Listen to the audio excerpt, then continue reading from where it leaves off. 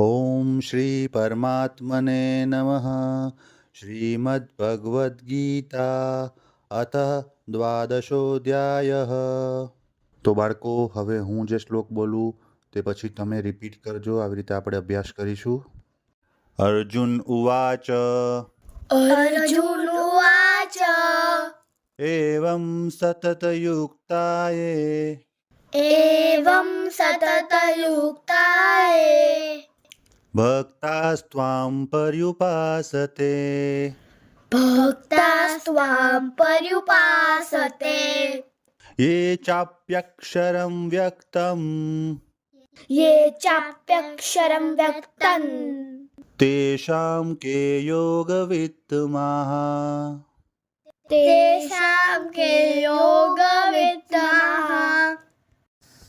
अर्जुन उवाच एवं सततयुक्ताये भक्तास्त्वां पर्युपासते ये चाप्यक्षरं व्यक्तं तेषां के योगवित्तमः।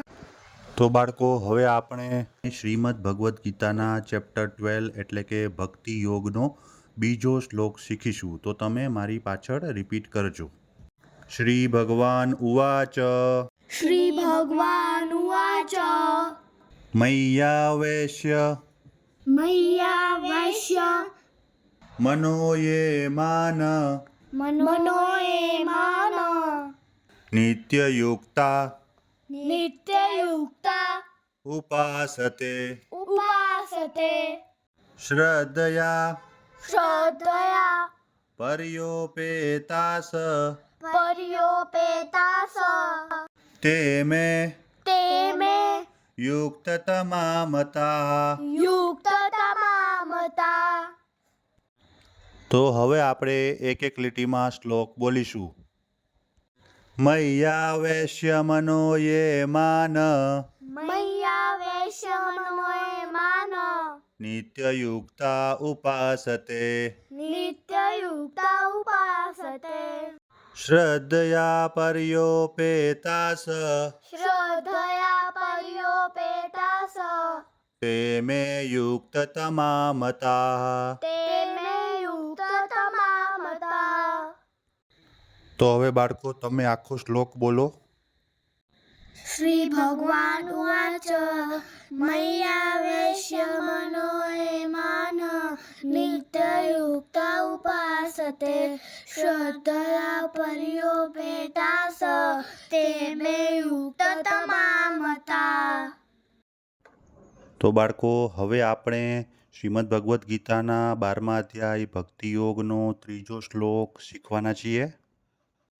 તો હું બોલું પછી તમે મારી પાછળ પાછળ બોલજો. યે ત્વક્ષરમ ये त्वक्षरं નિર્દેશ્યમ निर्देशम् અવ્યક્તમ अव्यक्तं પર્યુપાસતે पर्युपासते સર્વત્ર ગમ सर्वत्र गम ચિંત્યેન ચ चिन्तयन् च કૂટસ્થમચલન कूटस्थमचलन् ધ્રુવમ. ध्रुवम्। તો બાળકો, હવે આપણે એક એક લીટી આખી બોલશું. તો મારી પાછળ પાછળ બોલજો. યે ત્વક્ષરમ નિર્દેશ્યમ ये त्वक्षरं निर्देश्यम् અવ્યક્તમ પર્યુપાસતે अव्यक्तं पर्युपासते સર્વત્ર ગમ ચિંતેન ચ सर्वत्र गमचिन्तयन् च કૂટસ્થમચલન ધ્રુવમ. कूटस्थमचलध्रुवम्। તો બાળકો, હવે તમને આવડી ગયું હશે. તમે આખો શ્લોક બોલો. ये त्वक्षरं निर्देश्यम् अव्यक्तं पर्युपासते सर्वत्र गमचिन्तयन् च कूटस्थमचलध्रुवम्।